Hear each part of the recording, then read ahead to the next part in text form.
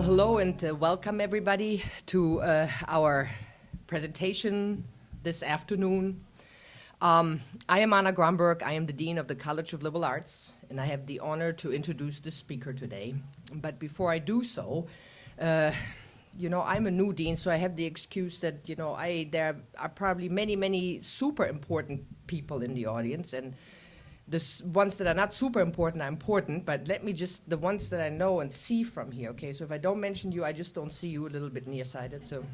But I see David Housel, I see Wayne Flint, and I see Dean Foy.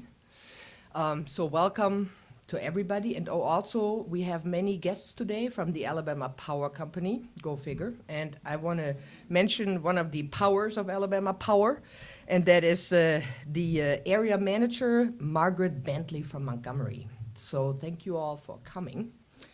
And before I get started, let me invite you all to the reception, which will follow Leah's talk, and we will have the reception across the street.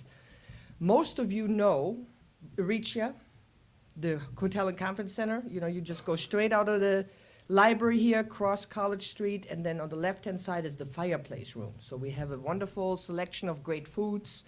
We have drinks, and we'll just, hang out and chat. And on top of that, we will have books available for purchase, and Leah will be available to sign them too. So, having said that, Leah really is Professor Dr. Leah Marie Rawls Atkins. And she is here today to discuss the history of our wonderful Alabama Power Company. Leah is, of course, one of our wonderful distinguished alum from the College of Liberal Arts. She graduated in the early 60s with a PhD in history. Many colleagues here from the history department today. And she was actually the first student at Auburn to receive a PhD in history.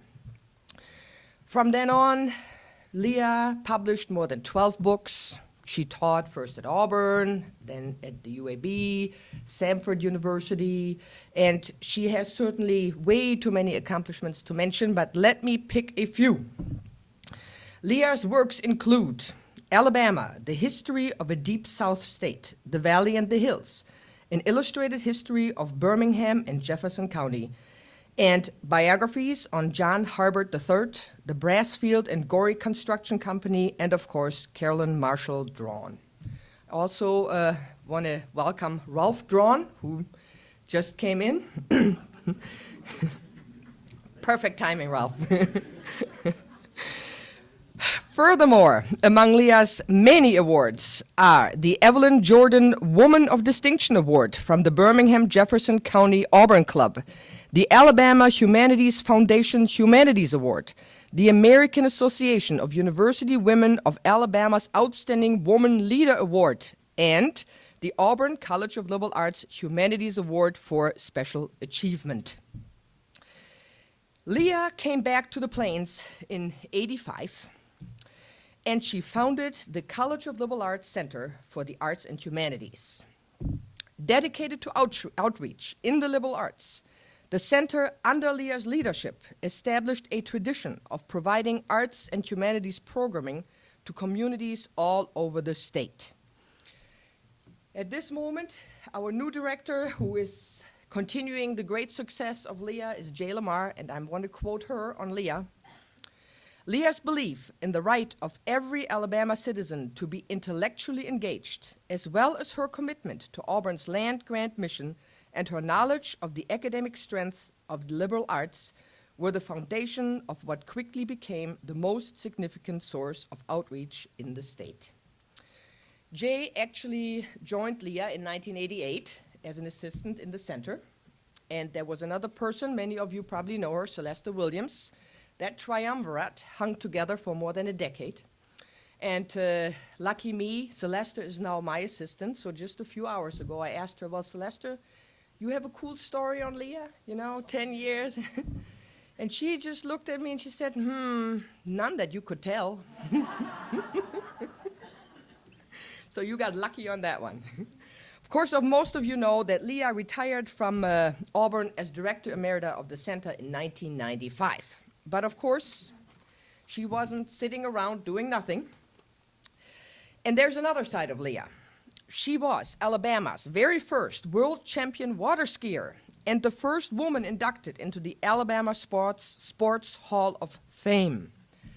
And it was really both her love for history and water that played a big role in Leah's decision to take on this gigantic task of writing the first full-length study of the history of Alabama Power Company. Entitled, Developed for the Service of Alabama, The Centennial History of Alabama Power Company, 1902 through 2006. Excuse me.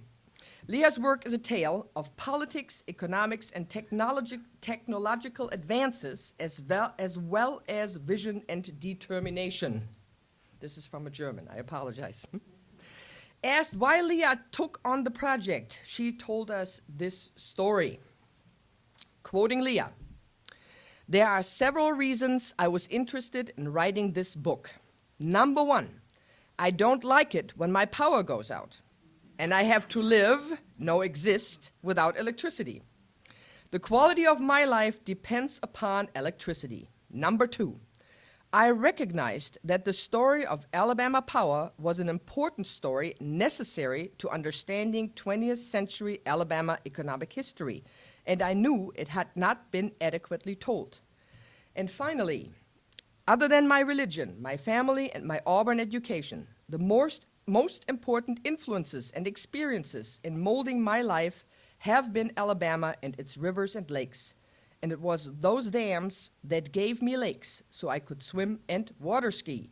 So I was curious to learn the story of the company that gave me such gifts."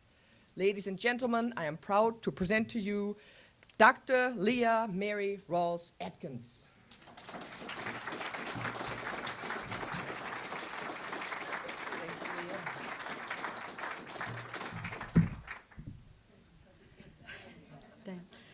Thank you so much, Dean. I'm just delighted to be here and to have an opportunity to share with you an exciting project that I had. And you know what I did? I walked up here without my glasses, but I'll see if I can read this without them. Yeah, they are.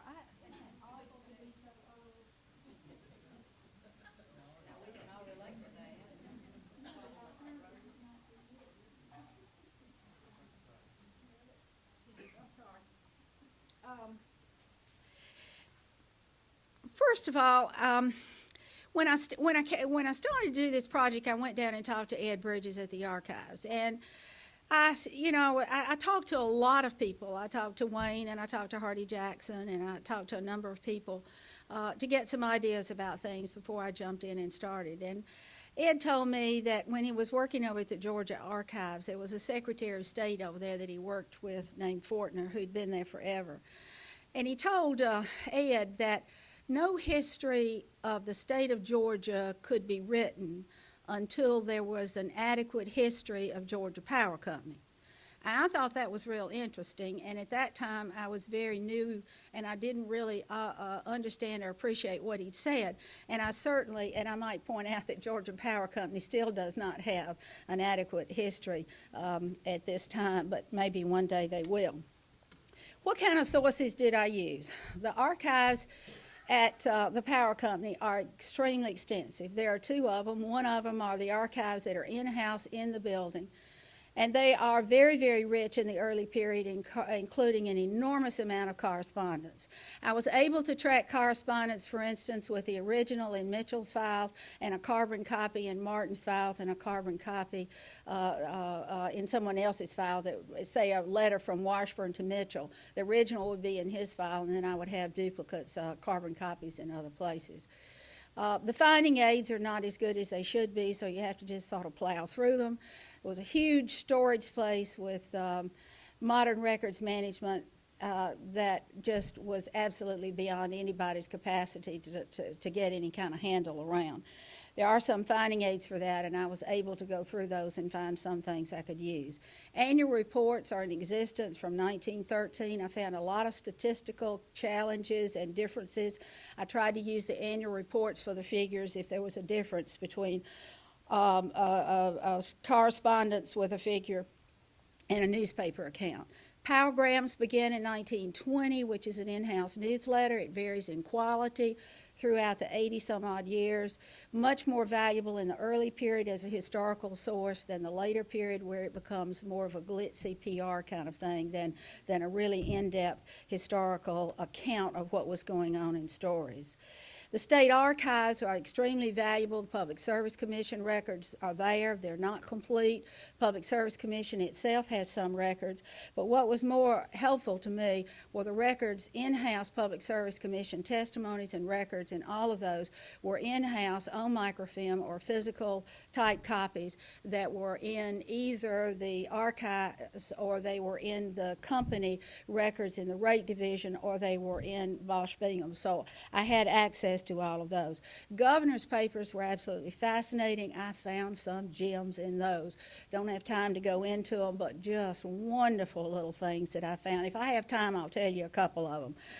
Senators' records, I used Lister Hill's papers and some at the University of Alabama.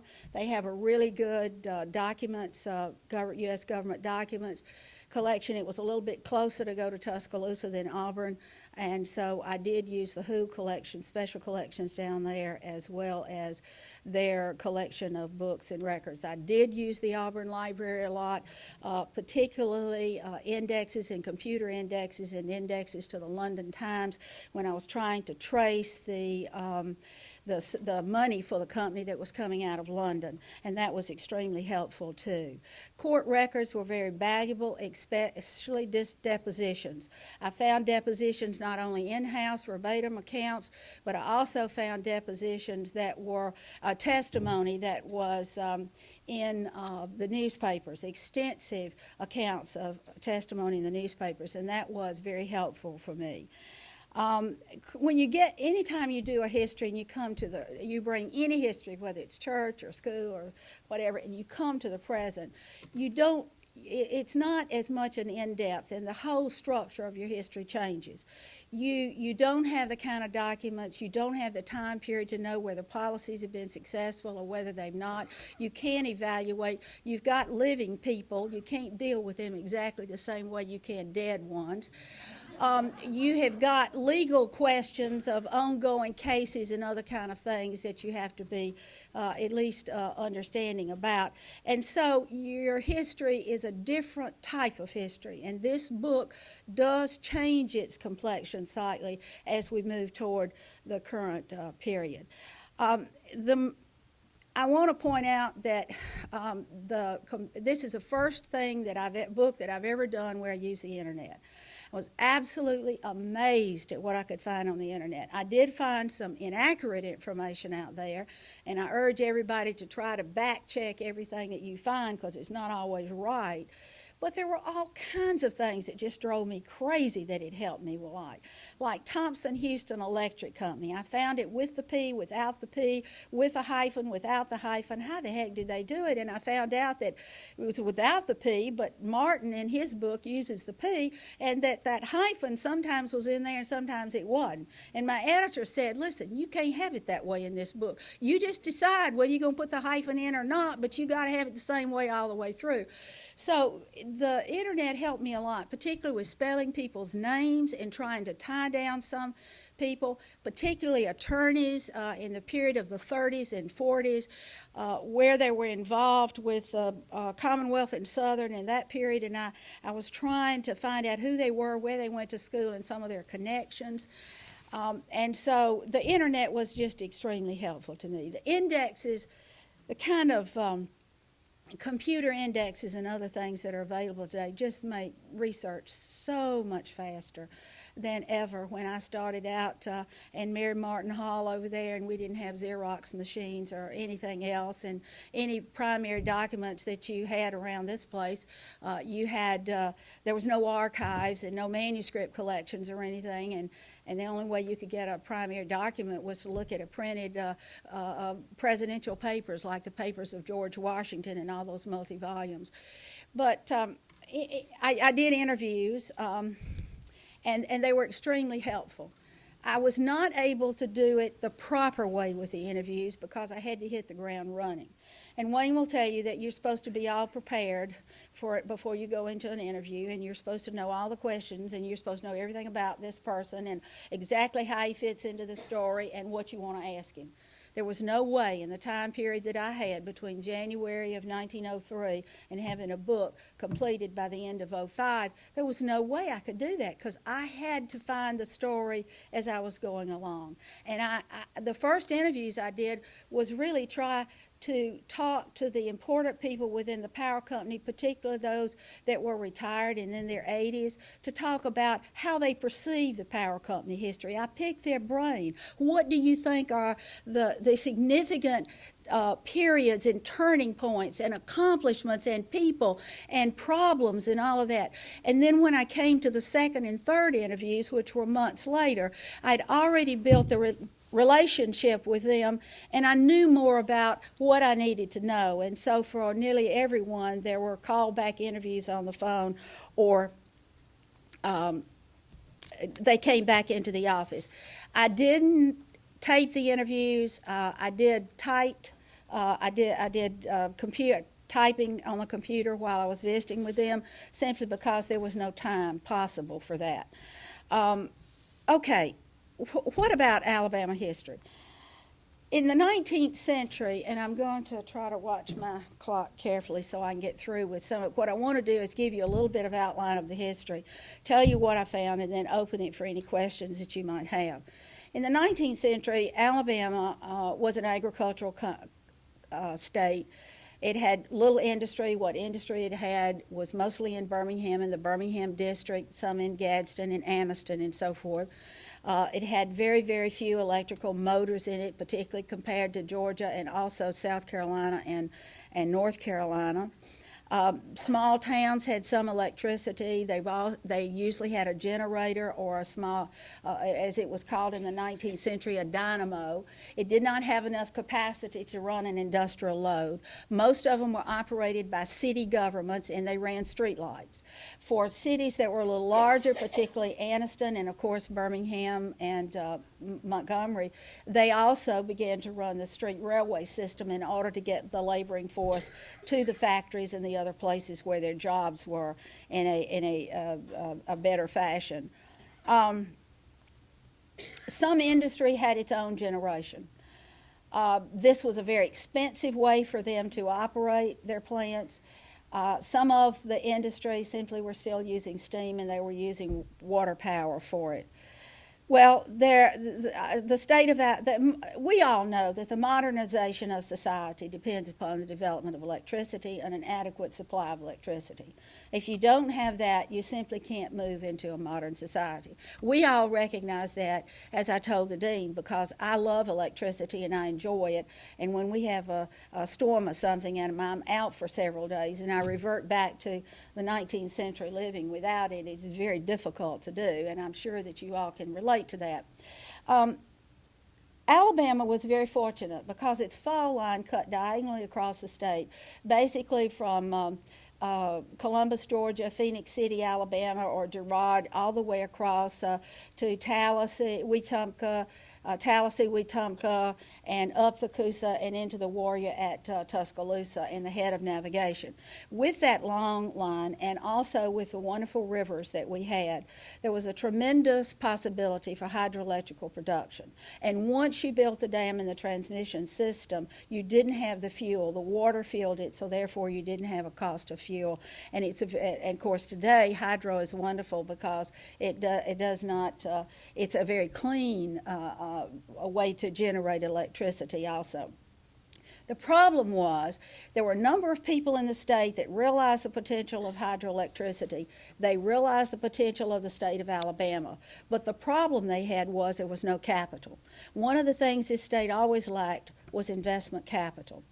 And whenever they tried to find that capital, because there was not enough capital at the First National Bank of Montgomery or Birmingham at the turn of the century in order to finance this, in order to find that capital, they had to basically go to Wall Street. and Wall Street just sort of laughed at them. One man told somebody, you know, why are we going to build a dam in Alabama to burn one light bulb in a farmer's house? And that's pretty much the way they thought about it. And so no one had been successful in that. William Patrick Leigh was the founder of Alabama Power Company, incorporating it in Gadsden on December the 4th, 1906. He had a site at Lock 12, the U.S. Army Corps of Engineers Lock 12 on the Coosa River, which is Leigh Dam today. He had this site. He had a congressional permission to be able to build a dam at that site. And but the problem was he couldn't get any money. The congressional time limit was clicking on him because Congress had given him a small window in order to build the dam and get it completed. He just, you know, he'd cleared a road to the dam, he cleared the dam site, he cleared some area, but he was exhausted his supply of money. Into this state came in November of 1911 a man by the name of James Mitchell, who'd been born in Canada, came to Massachusetts with his parents when he was 18 months old, graduated from Milton High School in 1882, and went to work for Thompson Houston, which was eventually folded into General Electric. He learned, in other words, he had no electrical engineering degree, never went to college. He learned electrical engineering by doing. And Thompson Houston sent him to the West to sell equipment, and then he went to Brazil in order to sell Westinghouse and Thompson Houston equipment, and he did. He was in Brazil for 17 years. He built hydro plants, and he developed the system of Sao Paulo with the railroad system and their electrical system for that city. He came back, his wife was not too happy, got tired, they moved to London. The company that had been financing him in Brazil was a company by the name of Sperling and Company, an investment capital company that was located right around the corner from the Bank of England in London. He knew and heard that there were many water sites for hydroelectric sites on rivers in the South. He came to the Clarks Hill site on the Savannah River first, decided it was really too difficult to build on, too expensive for a first project, and so consequently he was told to come to Alabama and look at Dadeville, Alabama on the Tallapoosa River. The story goes that he came into Dadeville on the Central of Georgia Railroad, was picked up by the entrepreneurs in that little town, and then driven by horse and a buggy up to a place called Cherokee Bluffs. That has an S on it. If you, in all the documents, it's a plural, although it's sometimes in modern maps today you find it singular. But they thought that it was plural. Anyway, he came to the top of that site, and he looked down at the Tallapoosa River, and he saw the Cowlidge Creek coming in. He looked at the rock formations, and he knew enough to know, as is often quoted, he says, "This is indeed the best damn site I have ever seen." That is the site where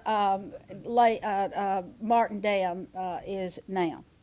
And if you've not seen that view that Mitchell did, sometime when you're on Highway 50, just before you get to the dam, take a right and go up on the high ridge, and there's an overlook over there, and you can see to the east and west and all around and get some of the sense of the feeling that Mitchell may have had when he came in November 1911, when the leaves were off the trees and he could see for a very, very far piece. The first thing he said was, what about Alabama's laws in the protection of investment capital? What are the laws on building a dam site? How much, will the state's laws be adequate to protect that? And they told him to go to Montgomery, Alabama, and see Massey Wilson.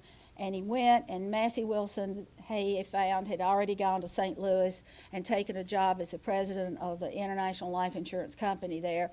But he found his young associate, a man by the name of Thomas Martin, who had worked with Massey Wilson when Wilson was the Attorney General of the state of Alabama. And Massey Wilson and Tom Martin redrew the Alabama laws in 1907 in order to put them in line with the new federal statutes and also to update the current statute that Alabama was working on. In fact, in 1906, the current statute Alabama was working on was a 1912 Mississippi Territory Mill Dam statute. So they updated this, and Martin assured him that they were the tightest laws that could be drafted and they would be held up by any court, and indeed they were. Martin then took Mitchell back on a tour again, showed him the Coosa River, the Tennessee River. We don't know as much about where they went and what they saw, but indeed they did. And Mitchell immediately saw that if he could pull together these small companies that had no money, were paper companies, but owned hydroelectric sites, like the one at Duncan's Riffle and the one at Wetumpka, where Jordan Dam is now, and Duncan's Riffle is, of course, where Mitchell is, and, of course, Muscle Shoals, which was the dam owned by the Muscle Shoals Hydroelectric Company. They had already merged with the Cherokee Bluffs group. Their idea was that the Tennessee River was really good flow enough for a generation of electricity for about 10 months out of the year. But in the dry seasons, there was no way that they could do any generation on a dam on the Tennessee. So what they wanted to do is to create a huge reservoir at Martin, which is Cherokee Bluffs, and that Cherokee Bluffs and the Tallapoosa would be connected to the Tennessee River, and that the Tallapoosa Reservoir would be able to produce the electricity needed when the Tennessee River was in drought conditions. That didn't happen, except it does happen today. It did happen much later on. I'll tell you a little bit about that because there is a connecting line from Gorgas to Muscle Shoals, and that connection is made, but never by the same company and not by Alabama Power.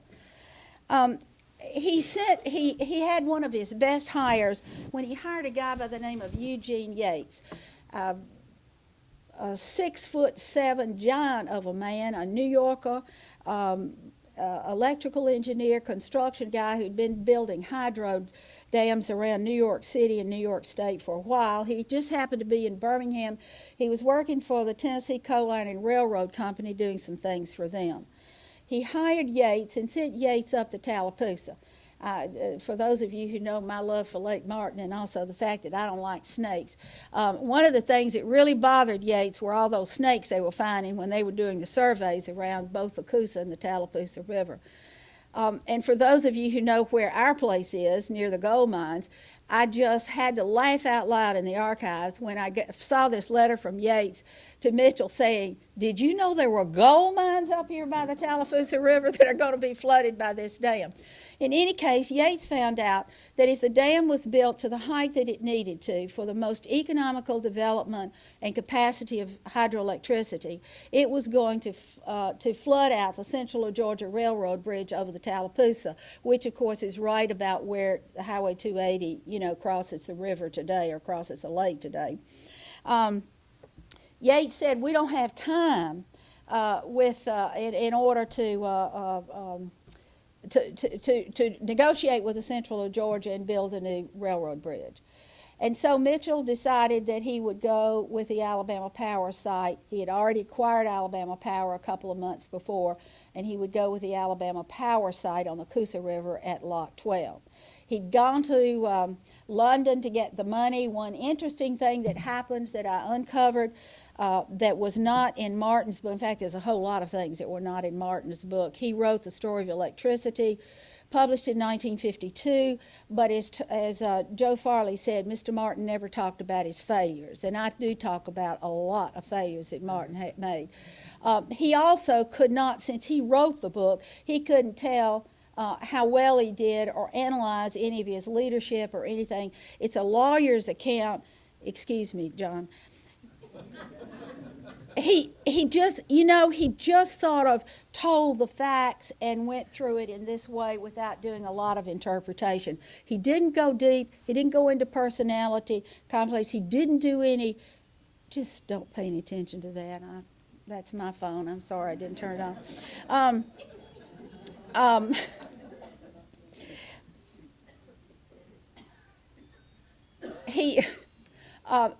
Now I'd forgotten where I was.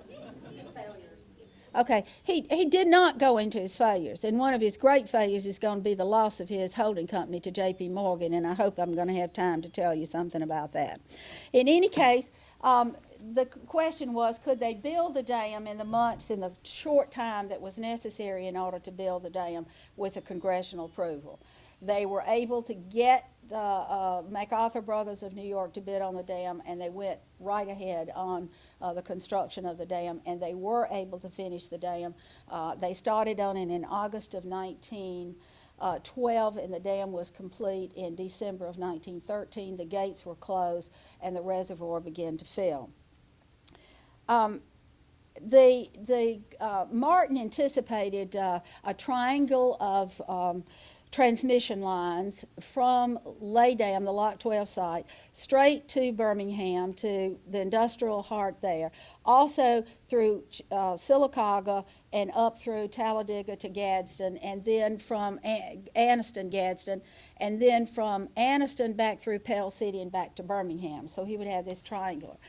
In the June of 1912, he wrote to Washburn that he was going up to the valley of the Tallapoosa, and one of the things that he wanted to do was to talk to S.Z. Mitchell about buying the Alabama Power Development Company. S.Z. Mitchell is a fascinating character that very few people in Alabama history have dealt with at all.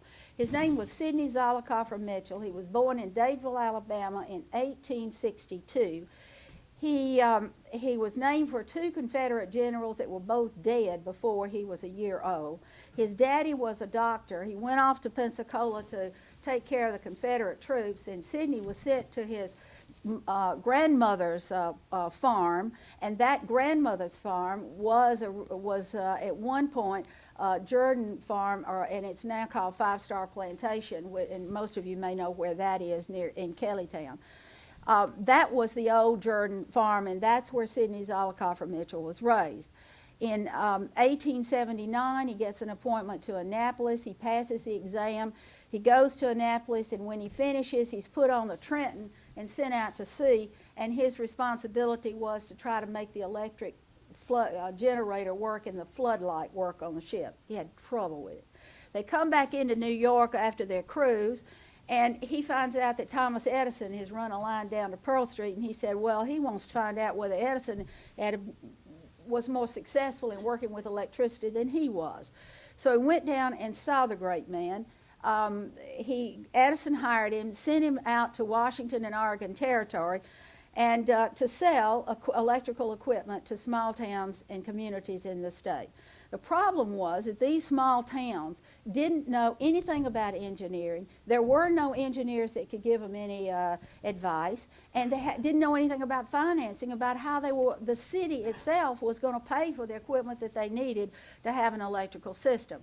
So SZ figured out a way that they could do it on time, and that he could provide the engineering help to tell them what they needed and so forth. And so in doing this, he was incredibly successful.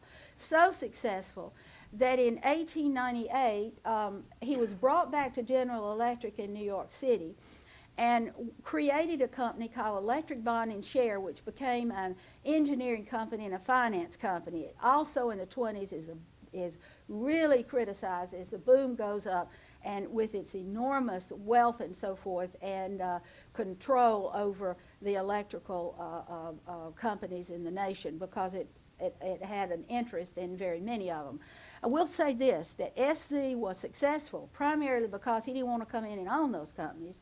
He wanted to give them the technology, and he would buy part of the company, but he really left the management and the operations to the local areas.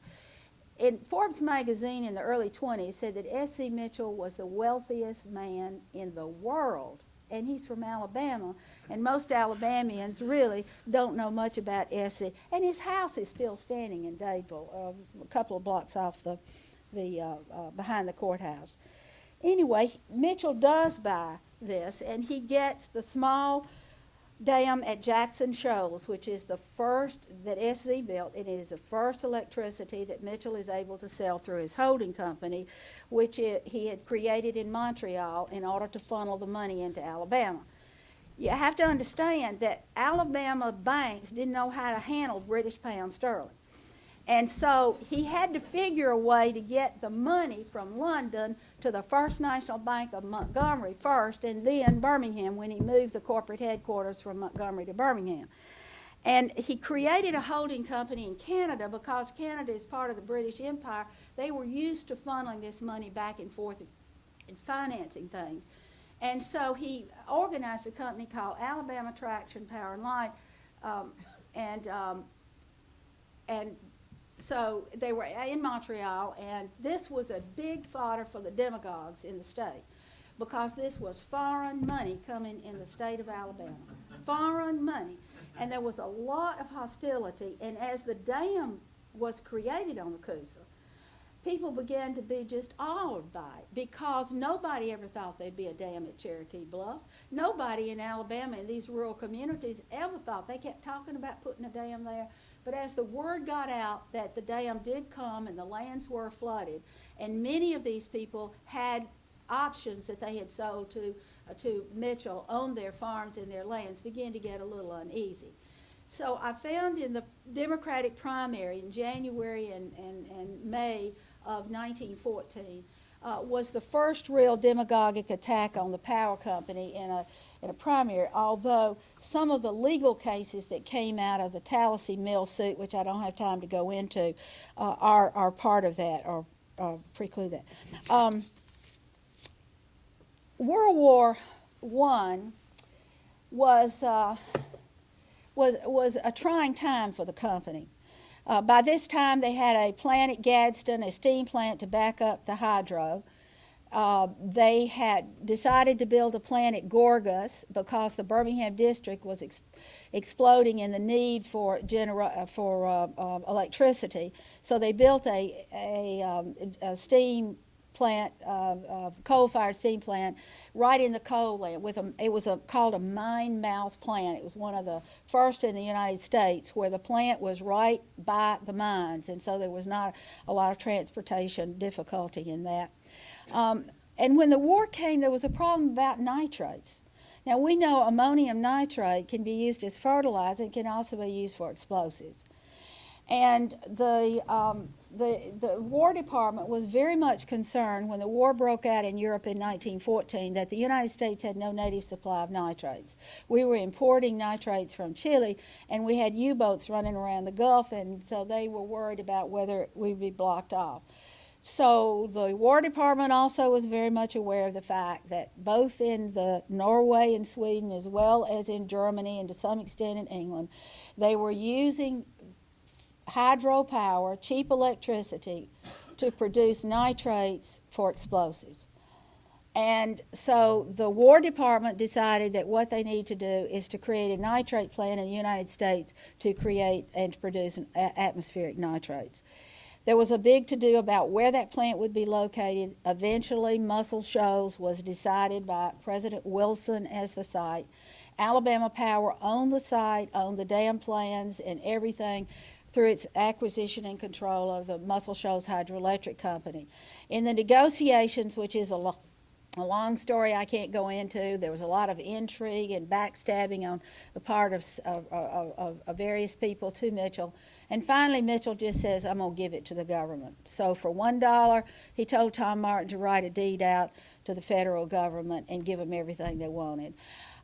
There was no question in my mind what was paid for that, because I saw all of the bank records that went to the Bank of Nashville to pay the loans off that had been borrowed by the Muscle Shoals Hydroelectric Company to acquire the site, the flowage lands, and all the other things that were part of that operation.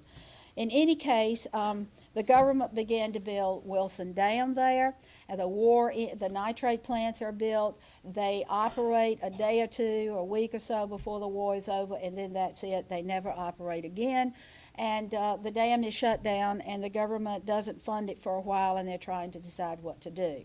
The story of how the government does decide to produce electricity, finish the dam, and to produce electricity there. And then there's the great question of what does the government do when it creates electricity? Does it go into competition with private enterprise, or does it not, and how do they do that? Alabama Power was the only company that had lines into Muscle Shoals. Tennessee has them later, but they're connected to Alabama Power to get to Tennessee. And so any electricity produced at Wilson Dam, the only way they could get it out initially was through Alabama Power's transmission lines. And by this time, by 1920, 21, there were transmission lines connecting Alabama Power's hydro sites all the way through into Georgia and into North Carolina. And in 21 and 22, there were huge droughts on the eastern coast. And if anybody doubted why it was absolutely necessary to have those interstate transmission lines because of the droughts and so forth, it was certainly proved in this time period. In any case, the Roaring '20s was a huge, important time for Alabama Power and for electricity production. For one thing, of course, there was an explosion of ranges, refrigerators, irons, all these kind of things that ran on electricity. My favorite one, I have to tell you, is the electric pump. Because when I was a child, my grandparents in eastern Jefferson County had no electricity. They had a well on the back porch that pumped like this, and they had a path to a little building outhouse down the road. And it was so wonderful when they got running water inside the house, a flush toilet, and also a hot water heater, so you didn't have to take a bath in a number 2 wash tub in the kitchen with the hot water heated on the stove. So all of these things were improving the quality of life as the '20s were booming. 2 things that I want to tell you quickly that relate to Auburn. In the '20s, when and I'm not going to go into the Henry Ford problem and all that, when Ford wanted to purchase Wilson Dam from the government, but there was a huge controversy about the dam, and the Farm Bureau was very much opposed to Alabama Power and favored the Henry Ford proposal and so forth. Martin was really keen. He was absolutely brilliant. He never held a grudge against anybody. He always figured out, how can I win you over to my side? What do you need and what can I do to help you? And one of the things he did was, as early as 1922, he began to talk with Marion Funches, C.D. Miller, and M.L. Nichols in the Agricultural Department at Auburn. And he said, what I need to do, or what we need to do, is to find out how electricity can be used on the farm to increase productivity and profit for farmers and farm families. And I need you to do the research. Martin was really big on research. I could not stop and find the time, although I did some sort of look to try to find. Could not find if that is the first private donation supporting research at Auburn University, but I very much suspicion that it is.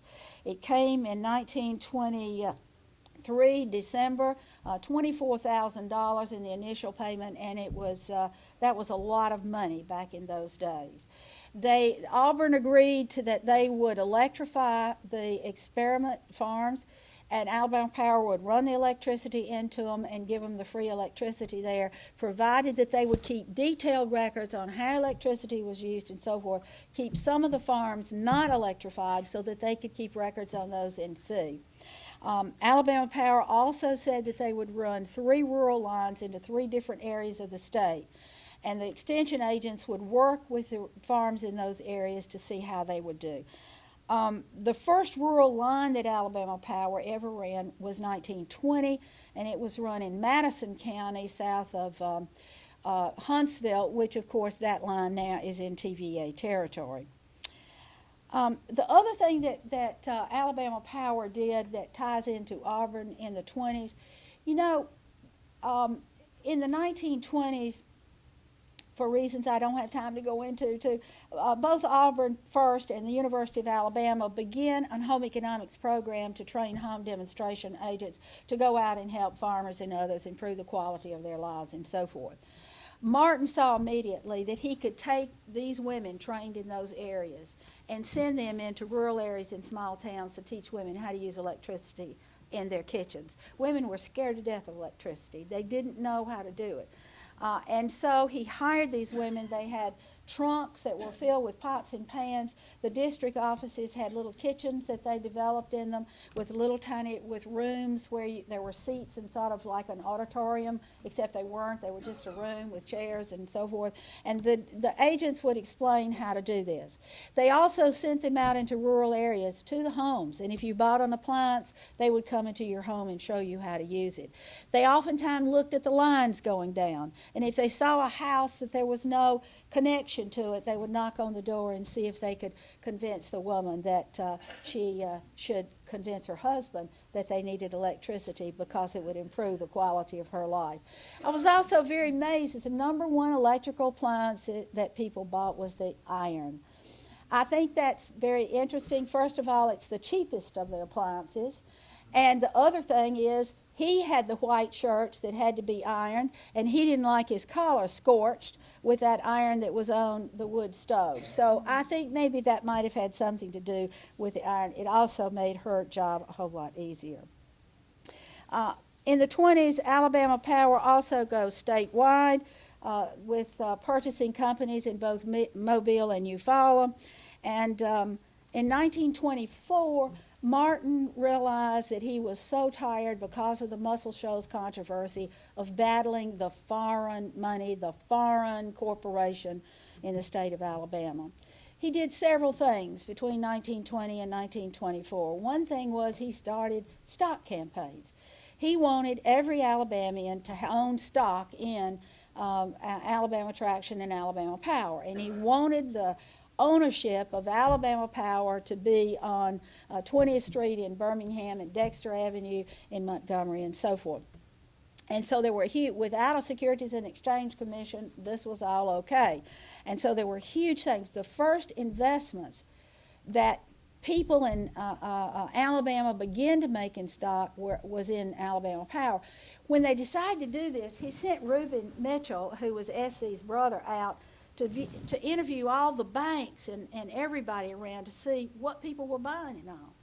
And Reuben came back, and the document that he came back with in the power company is fascinating, because what he found out was that Alabamians did not buy bonds, and they didn't buy stock. They didn't buy their school bonds, they didn't buy their road bonds, their city bonds. Any bond of a community or something that was done in the state of Alabama was owned by people in Wisconsin, in New York, in Virginia. But we didn't support our state government through the purchase of this. So Martin had a huge sales job to try to teach Alabamians how to invest for their own security and their older age, and using stock as an investment, and stock that paid dividends as this stock did. He went to London in 1924 and convinced the London stock and bond holders to allow him to fold all of the Alabama Traction Canadian holding company into his own holding company, Southeastern Power and Light, that he had created in Maine. They agreed to it, which was really a most unusual thing, but they did, and he came back home and he put in motion the creation of Southeastern Power and Light. And he began to look at other companies. He sent people to Mississippi. He created, Tom Martin did through Alabama Power, created Mississippi Power Company. He sent them to Georgia. You'll never hear this in Atlanta, but he created Georgia Power Company through combining two companies that were operating in Atlanta that were absolutely had competed into bankruptcy. And so he got them to solve their problems. They couldn't borrow any money, and so through Southeastern Power and Light, they had the credit to continue to expand. He sent people to South Carolina to create South Carolina Power, and to Pensacola to create Gulf Power. And so this was a holding company. Between 1924 and the end of 1928 or 1929, Southeastern Power and Light's profits were unbelievable. They were reported in the Wall Street Journal, New York Times, everything. Martin thought he was protected because he had a huge block of stock that he and Hassinger had purchased from James Mitchell's widow at his estate, and they thought they were protected. But without a transfer agent in New York, he did not know what was going on. And so what happened in a nutshell was that J.P. Morgan began to acquire the stocks that were attached to stock options attached to bonds. And one morning, Tom Martin got a call in Birmingham that said, Mr. Martin, this is B.C. Cobb in New York. I have control of your company, and I want to see you in my office in New York City at 8 o'clock Monday morning. This is the failure Tom Martin does not mention in his book. Martin looked, supposedly, according to the story, oral history story, looked at the timetable. He didn't look at it. He'd been back and forth to New York enough. He'd memorized that schedule. He said, could we make it 9 o'clock? And Cobb said, fine. And so Martin was there.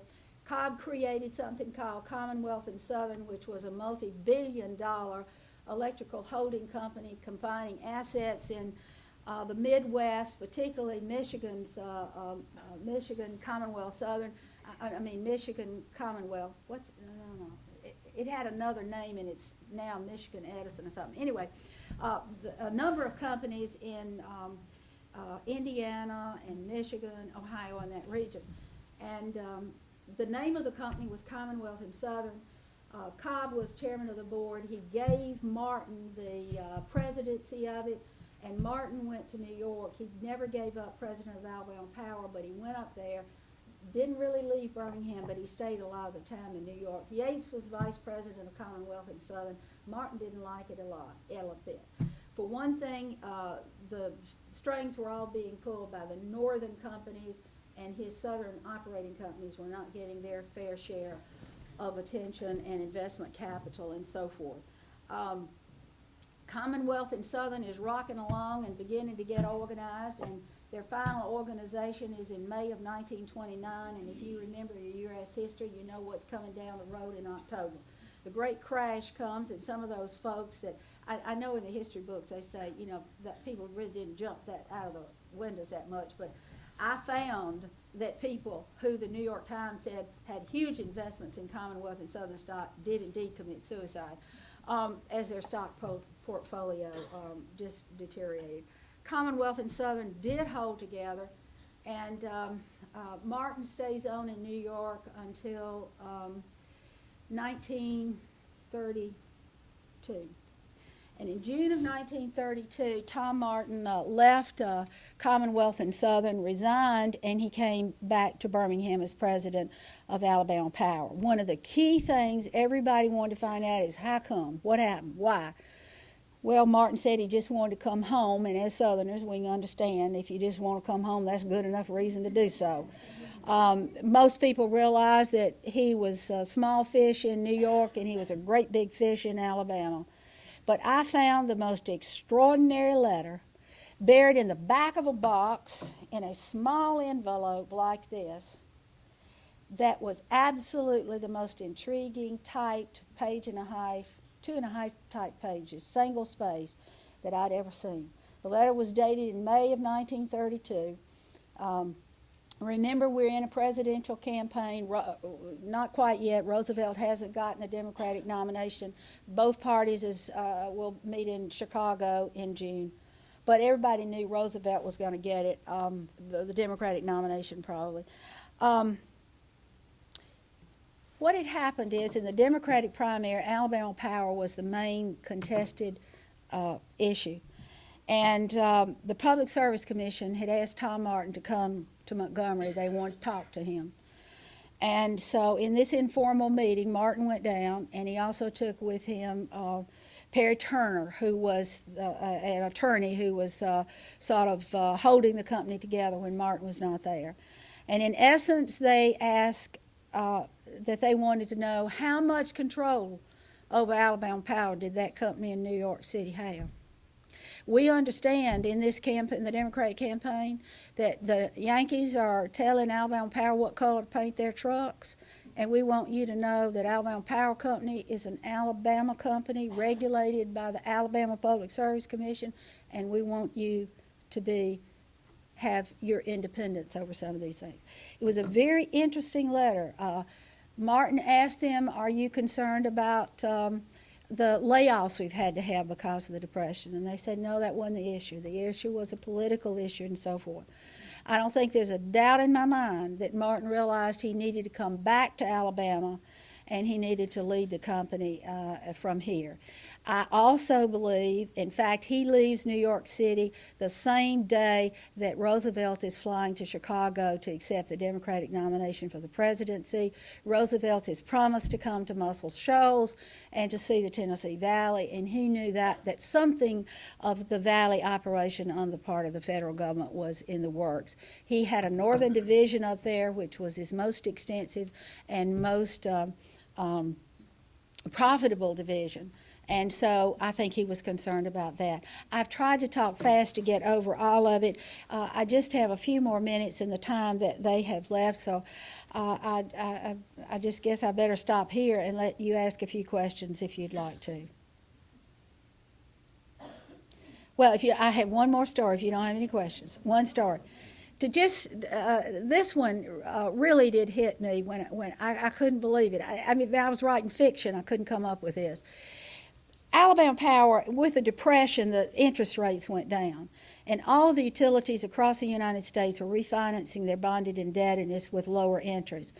Wall Street wouldn't touch Alabama Powers, and the reason why they wouldn't is because TVA was there, and they weren't sure how much more TVA was going to take in of Alabama Power's territory because they already had the Northern Division, and Alabama Power had settled off and sold many of their operating facilities either to the cities or to TVA. And so they could do it. Finally, they worked and worked and worked. And finally, in 1941, they had a deal worked out. And they were all in Washington, the attorneys, everybody. They were going to call in the bonds. They were going to reissue them. It was going to save the company millions and millions of dollars. They were the last company in Commonwealth and Southern to be able to refinance their bonds. And on the afternoon of December the 7th, 1941, at the hotels in New York City, of course, you know what's going to happen. The Japanese hit Pearl Harbor. The markets are closed on Monday. Alabama Power does not get to refinance their debt. They finally are able to do it in January of 1942, not nearly as well. The terms are not nearly as good for the company at that point, but that was the bonded indebtedness, the mortgage, that the company operated under until last year when it was all called in and reissued again. I didn't get to the George Wallace period one.